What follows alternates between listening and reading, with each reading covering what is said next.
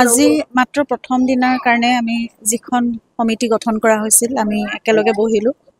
সমিতিখনৰ সকলো উপস্থিত নাছিল, তথাপিতো সৰহ সংখ্যকে আমি আছিলোঁ আৰু প্ৰথমবাৰৰ বাবে কথাটো মাত্ৰ আলোচনা এটা কৰা হ'ল আৰু সকলোৱে আমি যিখিনি বিচাৰিছোঁ, আমি বিশেষকৈ প্ৰথম কথা কিমান মাটি তাত থাকিব সেয়া PWD কমিশ্যনাৰ প্ৰথমতে তেওঁলোকে সেইখিনি নিৰ্ধাৰণ কৰিব। তাৰপিছত ৰাস্তাটো সন্মুখত 6 লেনো হোৱা কথা আছে, গতিকে সেই গোটেই কথাখিনি আগতে নিৰ্ধাৰণ কৰি ল'ব লাগিব।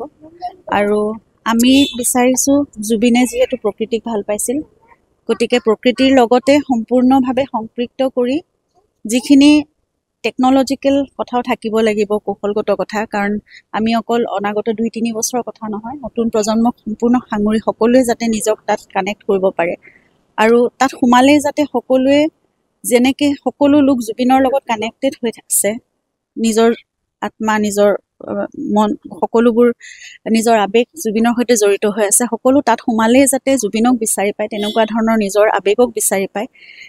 সেইকাৰণে জুবিনো থাকিব তাত আৰু আমাৰ সকলোৰে সংযোগ, মানে আত্মাৰ লগত যিটো জুবিনৰ সংযোগ আছে সেই গোটেইখিনি তাত থাকিব লাগিব, তেনেকুৱা ধৰণৰ কথা কিছুমানে আমি পাতিলোঁ।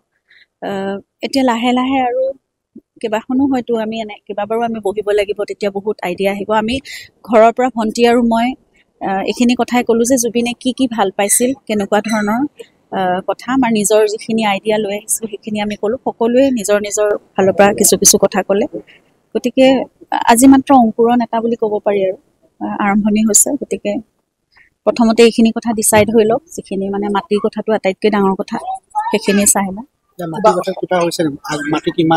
নাই, এতিয়ালৈকে জনা নাই, সেয়া চাগে PWD কমিশ্যনাৰ বা তাৰ এডমিনিষ্ট্ৰেশ্যনে প্ৰথমতে জনাব, সেইখিনি আমি জানি ল'ব লাগিব প্ৰথমতে, তেতিয়াহে ডিজাইন এটা ভালকৈ কৰিব পৰা যাব।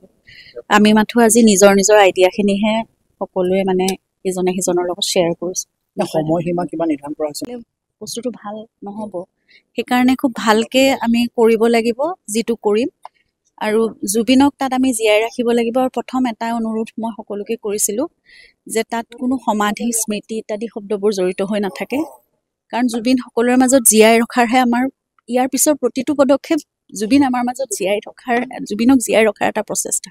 গতিকে তাৰ নামটো জুবিন ক্ষেত্ৰই হওক, জুবিন ক্ষেত্ৰ হওক, আৰু তাত কোনো ধৰণৰ সমাধি বা স্মৃতি শব্দবোৰ আমি যোগ নকৰোঁ। বহুত অনুৰাগীয়ে কৈছে দাদাৰ ষ্টুডিঅ' ভাবিছোঁ এনেকৈ আমি পাৰোঁ, বহুতকেইটা বস্তু আমি তেনেকৈ ৰাখিছোঁ, জুবিনে ব্যৱহাৰ কৰা বস্তু বহুতখিনি। গতিকে আমি যিমান পাৰোঁ এতিয়া যিমান আমাৰ হাতত আছে সকলোখিনি আমি তাত ৰাখিম।